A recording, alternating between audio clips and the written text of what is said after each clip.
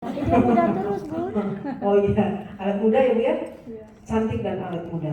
Nah ini adalah branding. Nah saya tanya, tanya biar nggak ngakut kan? Saya waktunya sampai berapa menit lagi Pak? Masih berapa? Sampai.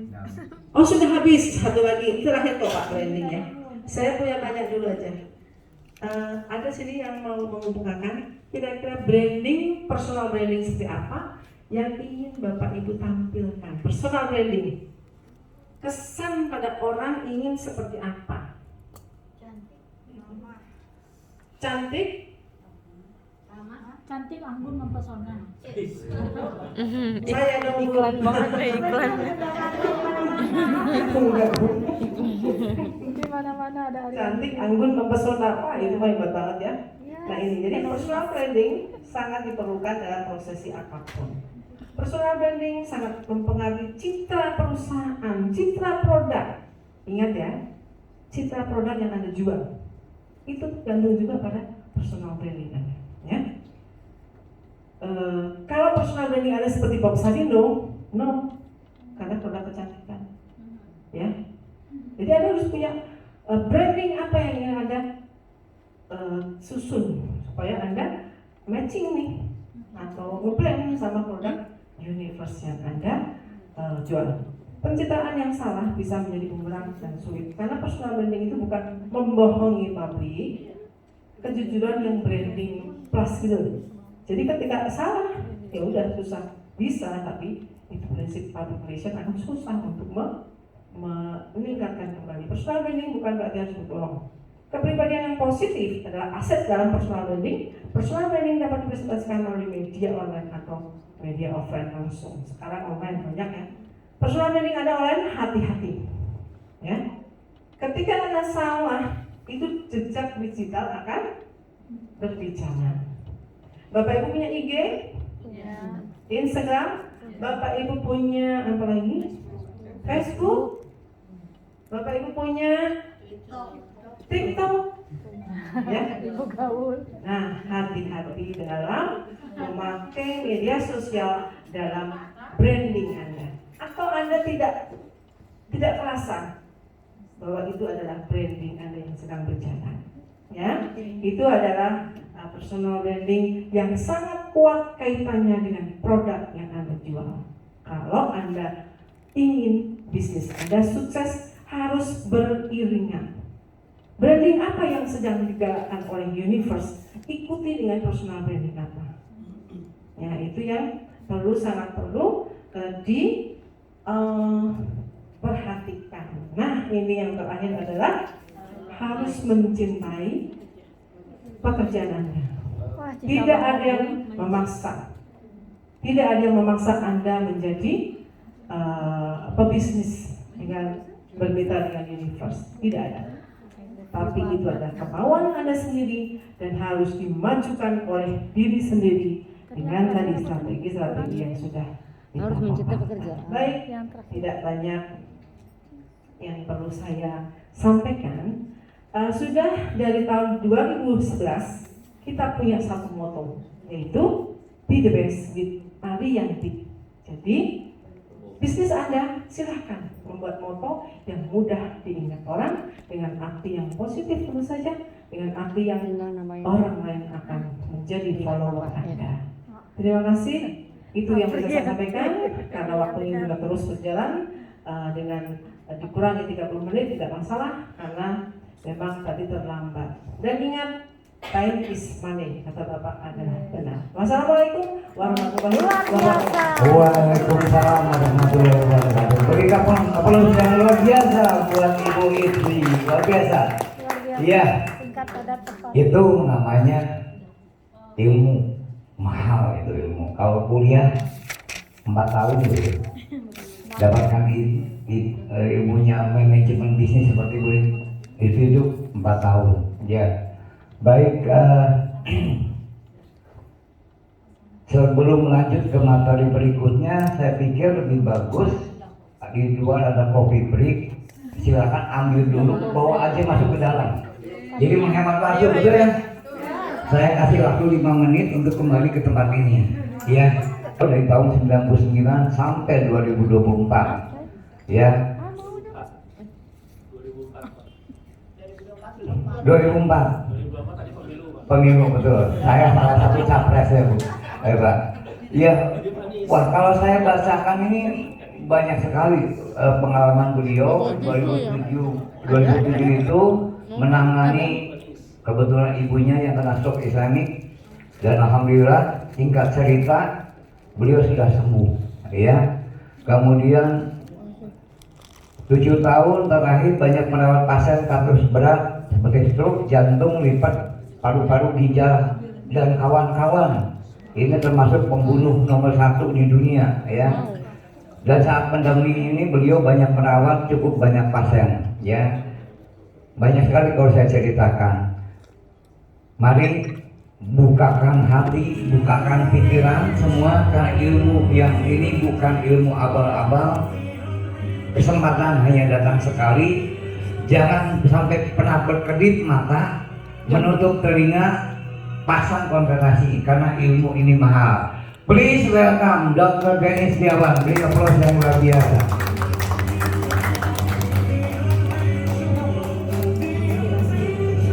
Bersama Dr. Denny. Terima kasih Bapak Yana. 22 tahun tidak ketemu, saya bisa ngeliat nama, wajah, rasanya pernah lihat di mana ya? Ternyata tahun 2000 dulu. Ya. Oke, latar belakangnya tadi Josh Groban, Impossible Dreams. Kenapa? Karena saya biasa mengatasi sesuatu yang katanya impossible. Ya. Bagi saya dengan izin Allah tentunya nothing's impossible. Terima kasih. Oke, nama saya Denny Setiawan. Umur saya lebih muda lah dari Pak Aris. Saya belum 60 tapi 2 bulan lagi. Ya, anak saya 5, istri saya baru 1 nggak habis juga.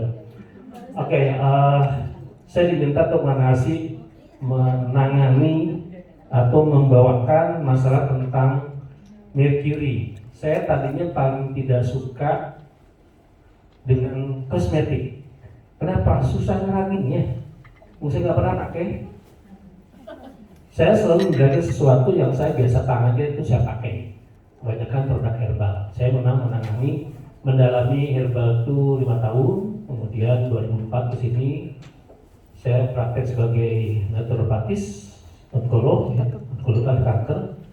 Dari sisi naturopati di dunia ini ada 2 dokteran. Alopati yang modern rumah sakit ya. Oke. Obat sintetik, antibiotik, kemudian kalau kanker operasi radiasi kemo. Kalau saya menggunakan herbal. Herbal juga ada 2. Pernah dengar Profesor Hembik? Ya, ahli herbal. Kalau beliau pakai yang tanaman asli yang digodok, direbus dan sebagainya. Yang saya nggak pakai yang itu. Hanya sedikit saja. Saya pakai produk yang sudah diriset secara modern 15, 20, bahkan 30 tahun. Beberapa dia dapat Nobel. Jadi memang lama, berkualitas sangat tinggi, kebanyakan dari luar karena yang punya uang untuk riset mereka. Jadi saya banyak pakai obat luar. Apa yang saya hadapi ini 75% itu sudah dioperasi, sudah lengkap lah penanganan rumah sakitnya, operasi, radiasi, kemo, ujung divonis. Setelah divonis, tinggal 3-6 bulan lagi di dunia, baru sibuk cari alternatif. Saya bikin alternatif, ya, cari di internet, ya, tapi hanya 10%. Yang 90% itu biasanya ketok tulang dari pasien yang lain. Sampai ke Papua, saya juga nggak tahu ngomongin dari mana, pokoknya mereka datang ke Bandung aja. Sumatera, Kalimantan, Sulawesi, sekarang paling banyak di Jabodetabek. Nah, itu ya pengalaman saya dari 2004, hampir 18 tahun menangani kasus yang serem-serem. 75% itu datang sudah dengan badan lemah karena sudah divonis. Nggak ada orang yang happy dengan divonisnya, dan kebanyakan takut. Kenapa? Belum siap. Ada yang sudah siap di sini masuk 21. Kalau pilih rumah masa depan? Belum ya? Nah, kebanyakan yang saya hadapi itu. Maka saya gunakan herbal-herbal yang berkualitas tinggi, memang harganya juga jadi lumayan ya, tapi dibanding rumah sakit jauh. jauh lebih murah. Alhamdulillah dan izin Allah tidak sedikit yang sembuh kembali. Termasuk kenapa sih saya suka sebut ibu saya? Karena itu kasus paling ekstrim. Kasus paling ekstrim. Nah, di luar stroke-nya tahun 97 stroke ya saya tangani sendiri. Kemudian 2010 kanker, itu salah diagnosa di rumah sakit.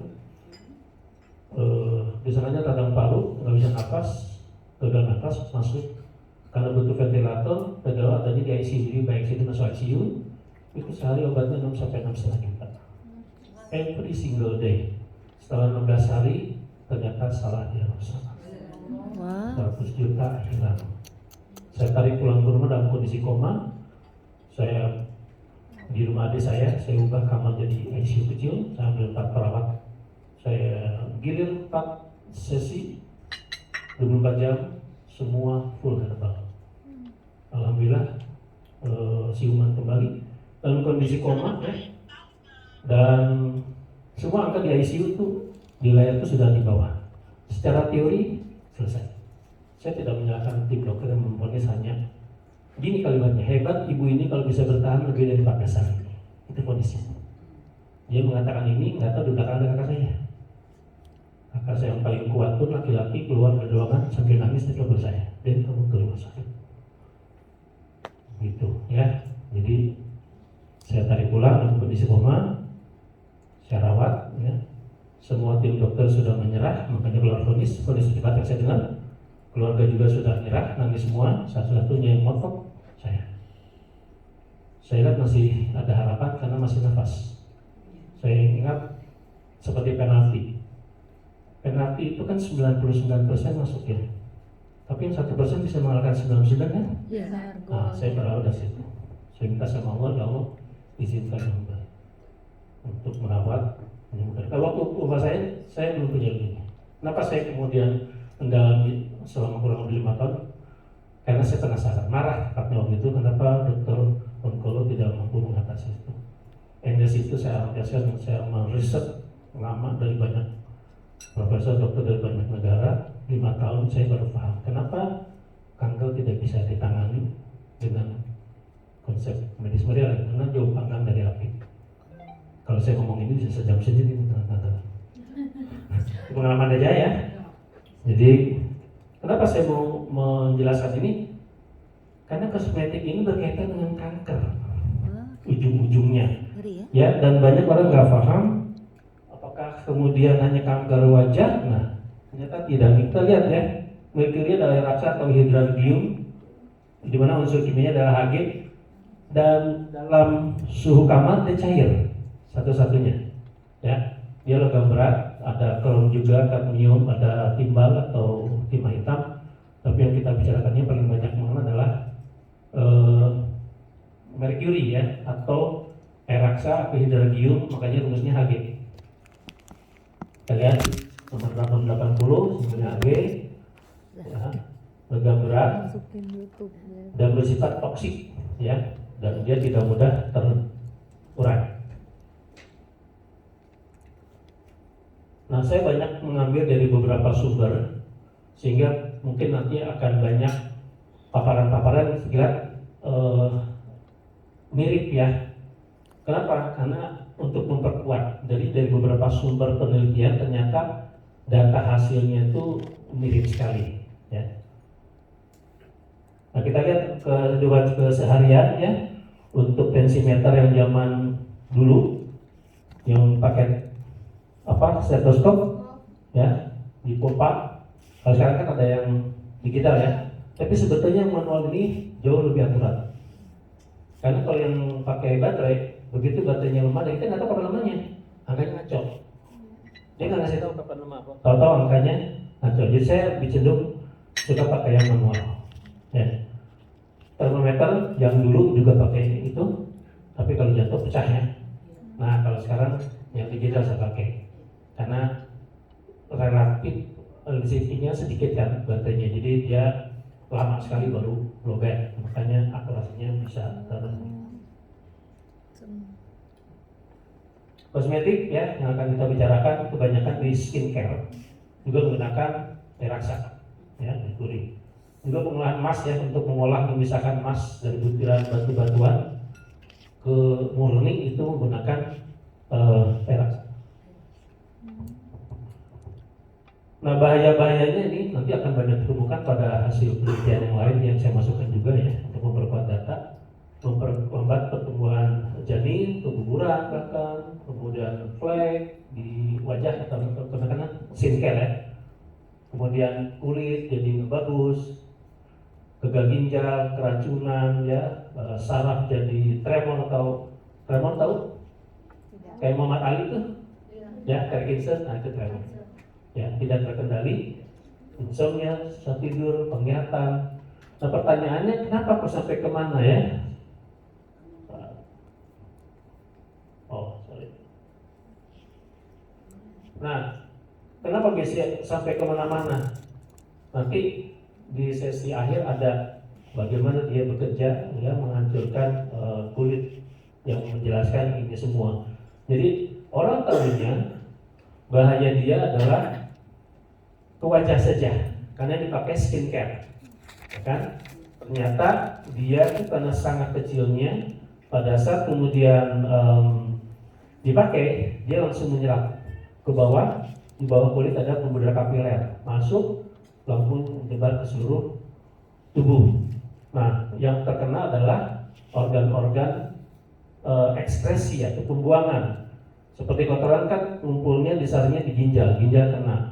Kemudian kenapa ke otak? Karena otak tuh lemak, sebagian besar lemak, dan racun atau toksin ini tempat nempelnya adalah lemak. Kenapa paru-paru? Karena tempat pengeluaran juga kecil sekali ya. Kenapa kemudian ke kulit? Karena kulit salah satu organ untuk ekskresi atau pengeluaran. Jadi tidak hanya wajah, ya, ginjal, ya, ke mata. Akhirnya sebetulnya tidak hanya ke kulit wajah, tapi ke seluruh organ tubuh, dan itu dia sifatnya korosif. Bayangkan saja kalau lahar gunung berapi ke bawah, itu yang dilewati semua hancur kan? Iya. Begitulah merkuri kalau di wajah, persis seperti itu, seperti yang saya perlihatkan. Nah, ini juga ya di penelitian lain sama tuh angka-angkanya, tulisannya kekebalan tubuh ya, ginjal, paru sama persis ya. Dan yang bahaya itu anak-anak ya. Saya sempat dulu curiga dalam tanda kutip bahwa merkuri ke anak-anak itu akibat vaksinasi. Karena di penelitian yang dilakukan para tim dokter menemukan ternyata boleh di atas 90% anak-anak yang autis itu dalam darahnya ditemukan logam berat dalam kadar yang tinggi. Pertanyaannya pada apa? Dari mana masuknya? Karena tuh anak baru minum ASI, belum ada obat yang lain yang masuk. Satu-satunya yang masuk adalah vaksin. Saya teliti lebih lanjut. Ternyata di vaksin ada pengambil vaksin timerosal itu timerosal lupa. Ya, seperti itulah timerosal. Ternyata diteliti lagi, ternyata di timerosal itu mengandung merkuri sangat tinggi. Dan itu digunakan di seluruh dunia. Vaksin tuh ya. Baru tahu ya. Ternyata setelah berhubung saya menyampaikan ini, saya baca-baca lagi, saya lihat ternyata menurut penelitian, saya bilang nggak mungkin kalau ini ASI. Ternyata karena bentuknya sangat kecil, 5% dari merkuri yang ada dalam darah masuk ke ASI. Astagfirullahaladzim. Semua dari mana? Dari wajah. Pengen cantik, anaknya cacat, seumur hidup. Dosa nggak? Dosa banget. Banget. Ih, Tapi dalam kelas saya nggak tulis sensitif soalnya. Ya, jadi mau cantik boleh, tapi lihat-lihat dulu caranya. Lihat ya, efek samping pada penelitian yang lain, alergi. Alergi itu sebetulnya toksin yang keluar melalui kulit. Orang sebut alergi. Ya, jadi begini sebetulnya. Tubuh kita seperti kendaraan. Kendaraan mobil mesinnya satu, bahan bakarnya satu, maka setelah pembakaran keluar sampahnya, melalui knalpot, betul ya? Itu racun, terutama CO, karbon monoksida. Kalau nggak percaya cobain. Nggak pernah coba juga. Nyalain mesinnya, kemudian disumbat knalpotnya, 5 menit mati mesin. Kenapa? Karena CO balik lagi ke mesin mati. Mesin benda mati dikasih racun mati. Kita apalagi? Nah, kita tuh mesinnya banyak, jantung, paru-paru, liver, ginjal, bla bla bla ya. Makanan kita apa sih yang nggak kita makan? Kalau sebutnya banyak, ya. Tapi kalau tanya apa sih yang kita makan, ya juga. Nah, maka kemudian kotorannya, sensitif ya, kesenggol hati. Jadi kotoran atau toksin dari tubuh kita keluar melalui 5 jalan. BAB, BAK, kulit, selaput lidah, mukosa, dan paru-paru. Ya, 5 jalan. Kalau BAB tidak cukup, akan ke BAK, kencing. Kalau kencingnya juga kurang dosis, nah kebanyakan berapa banyak sih itu? Ya 1 liter, 2 liter. Tidak, yang betul itu adalah 30 sampai 50 ml per kilogram berat badan. Silakan hitung sendiri. Rata-rata 40 deh. 40 mili kali berat badan. Itu dosis minum kita dari mulai bangun sampai tidur. Contoh, berat 75 kali 40, 3 liter. Saya bilang simpan di rumah 2 botol yang 1,5 atau 1 botol diisi 2 kali. Ya, kita biasanya punya mug sendiri ya. Katakanlah isinya 250 mili. Kalau pengen tahu, ambil air di gelas ya. Kita nggak boleh nyebut aqua ya. 240 tambah 2 sendok makan 250 kan? Nah, bangun jam berapa nih? Tidur jam berapa? Karena tidur jam 10, bangun jam 4 ya, karena subuh 4:30 ya. Jadi 22 dikurang 4, 18. 18 itu kalau 1 botol itu katakanlah 6 gelas, 12 gelas. Artinya kurang lebih 1,5 jam kita minum. Nah itu harus dicatat itu tuh pakai alarm, kering bunyi harus minum. Merata, jumlahnya betul dan merata. Dok, saya kalau pagi minum 2 gelas, 2 liter. Oh, gimana? Saya harus 1 gelas. Karena setengah jam kemudian akan dibuang lagi. Tubuh nggak bisa nampung terlalu banyak, akan dikeluarin. Yang betul tuh tidak hanya cukup jumlahnya, tapi merata. Gitu. Jadi Ya, minum kurang. minum diborong. Kalau minum kurang, ya, darah itu kan dapat makanan dari usus halus, ya, duodenum. Kemudian dapat air dari usus besar, kolon. Jadi di usus halus diserap makanan, herbal dan sebagainya, di usus besar serap air. Kalau dalam 12 jam tidak dikeluarkan melalui rektum, maka tubuh akan menyerap kembali air tadi. Kali ini yang masuk tidak hanya air tapi juga racun. Itulah yang membuat darah jadi asam, kotor, miskin oksigen. Disitulah tumbuh subur bakteri, virus, jamur, dan kanker. Ya, jadi Bapak kedokteran versi Barat Hippocrates 400 tahun sebelum Masehi sebenarnya bilang Islam. Darah adalah kehidupan. Karena memang semua berasal di darah. Rasulullah SAW mengatakan semua penyakit berasal dari perut. Nyamuk.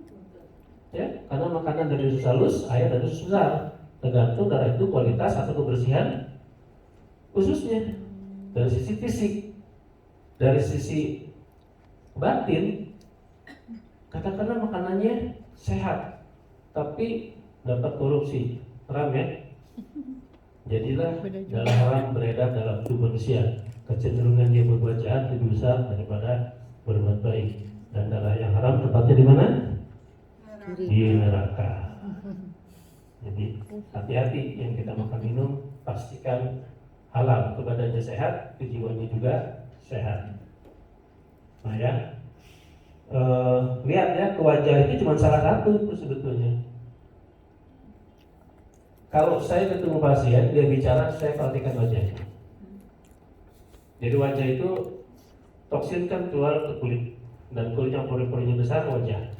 Dia bicara, saya lihat wajahnya, mana nih bermasalah. livernya, ginjal. Jadi begitu udah selesai kayak gimana livernya? Iya dok, saya hasil penelitian ini.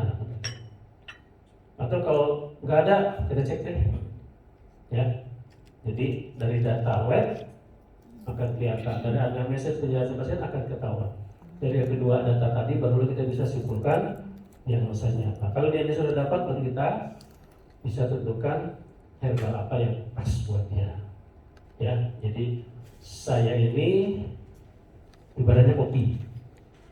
Saya tidak nanam beras sendiri, padi sendiri, tidak miara kambing sendiri, tidak nanam cabai sendiri. Saya beli produk-produk yang bagus dan kemudian saya masak jadi nasi goreng kambing yang enak. Nah, untuk bisa masak itu kan selain perlu tahu bahan-bahannya, bumbunya, caranya, juga komposisinya. Ya, waktu di lomba 17 Agustus, apakah semua bapak-bapak juara? Tidak. Enggak, walaupun semua dikasih banyak sama, karena meramunya beda-beda. Ada yang keasinan, ada yang aneh, ada yang kebanyakan minyak, ya kan? Yang juara itu yang merasa, wah ini pas nih. Pokoknya enak, tidak terlalu minyaknya cukup, semua cukup. Itulah pengobatan juga begitu. Saya harus tahu banyak produk herbal yang bagus, ya. Kemudian dari penyakit juga saya harus tahu masalahnya apa, larinya dari mana, baru saya tentukan, oke, untuk kasus ini saya butuh produk ini, dosisnya sekian sesuai dengan lamanya, komplikasinya, berat badannya, kebiasaan sebagainya. Ya, dan itu perlu jam terbang, nggak bisa diajarin, harus dipraktekkan. Alhamdulillah saya sudah 18 tahunan.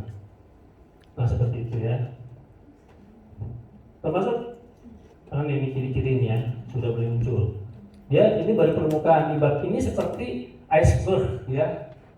Iceberg itu gunung es.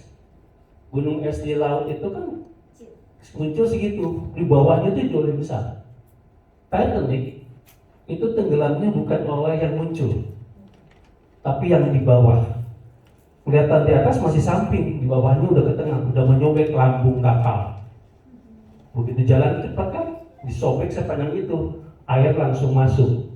Maka hanya dalam hitungan jam, kapal yang kata pemiliknya begitu sombongnya dia mengatakan, ya bahkan Tuhan pun tidak mampu menenggelamkannya. Sama Allah dibuktikan pada pelayanan pertama dibagi dua. Ya, jangan sombong katanya. Iya, karena ginjal, karena dia mengendap di situ. Di sini banyak saraf, banyak lemak, begitu masuk dia nempel. Dan dia tuh merkuri itu sangat lengket. Ya, kalau udah nempel tuh susah.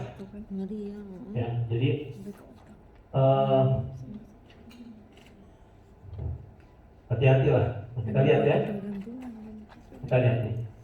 Hasil-hasilnya nih. Ya. Makin lama makin hancur. Ini kelihatannya mungkin tapi ini bahaya. Nah, ini saya bahas sedikit ya. Jadi selain melalui ginjal dan feses, jadi dari liver kan ke bedu, kemudian ke usus, dia juga dikeluarkan melalui ASI. Saya baru tahu ya hasil penelitian terbaru. Saya pikir saringan di gland-gland mamalia atau payudara itu sangat halus sehingga tidak bisa tembus. Ternyata oleh merkuri tembus juga. Luar biasa ya, Allah tuh menciptakan dalam tubuh manusia itu dari darah yang sama merah dengan mes saringan yang berbeda kecil besarnya menghasilkan produk yang berbeda. Di paru-paru dari darah yang keluar apa? Udara, CO2 ya. Di payudara dari darah yang sama keluar apa? Air susu putih. Di ginjal keluar urin terutama yang racun. Di kulit keluar keringat dari darah yang sama. Masya Allah. Betapa luar biasa ilmu Allah itu ya. Kita mah nggak ada apa-apanya. Ya keluar sini nih. Ya eksalasi juga melalui paru-paru dia keluar juga si merkuri itu. Mukosa selaput lendir ke ludah juga keluar. Keringat juga keluar. Bayangin. Ngeri ya. Karena apa? Karena dia masuk ke dalam aliran darah sistemik. Jadi kalau kemudian hanya mengatakan, oh ini kanker kulit muka, oh no, seluruh tubuh kena. Betapa jahatnya merkuri. Kenapa orang pakai murah? Orang kan cenderung pengen yang cepat ya. Maklum kebanyakan makan instan, semuanya serba instan, ya kan? Iya. Pengen putih, udah pakai itu aja, murah langsung putih. Lihat nanti prosesnya saya tunjukkan. Kalau ngeliat ini enak ya, Astagfirullahaladzim, ya Allah. Ah, ngeri liat. putih, orang yang sama. Setelah dampak, dan itu hanya dalam waktu beberapa bulan. Dan kalau sudah rusak, susah untuk diperbaiki. Kayak lahar, kalau kena ke satu daerah, apapun yang dilewat habis. Besi aja bisa larut kok, lagi pohon, bangunan. Nah, cara kerja merkuri di kulit kita persis seperti gunung berapi, maka lahar semua habis, patah. Ya. Padahal wajah adalah etalase ya, kalau bagi ya laki-laki sama juga ya, perempuan juga apalagi gitu kan.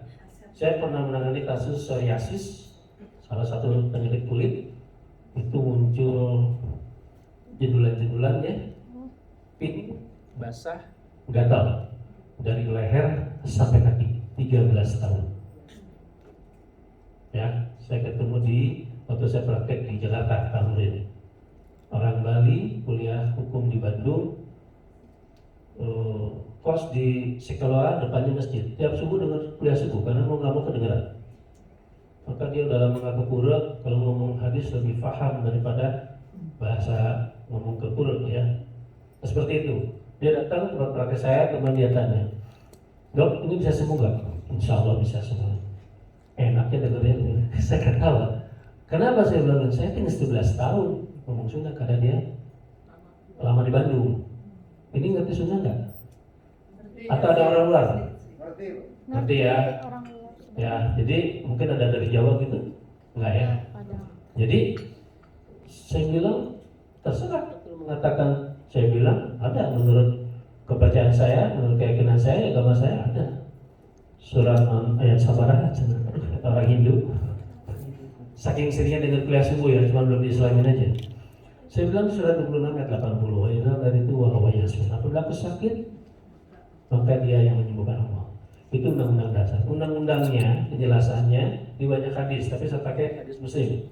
Semua penyakit dan obatnya, dan bila itu makan obat yang tepat, akan sembuhlah penyakitnya, biiznillah, dengan Allah, izin Allah azza wa jalla. Jadi ada 2 poin, 1 ditemukan, kedua dapat izin nggak dari Allah. Ya, jadi saya ke pasien saya yang parah-parah itu, saya terapkan ini. Oke, untuk menemukan tugas saya sebagai dokter, tugas minta izin supaya sembuh. Karena yang menemukan penyakit Allah yang bisa mengangkat juga Allah kan? Saya bilangin minta sama Allah. Gimana caranya? Kalau kita kerja tapi penghasilan masih kurang, kan kita mau melembur ya.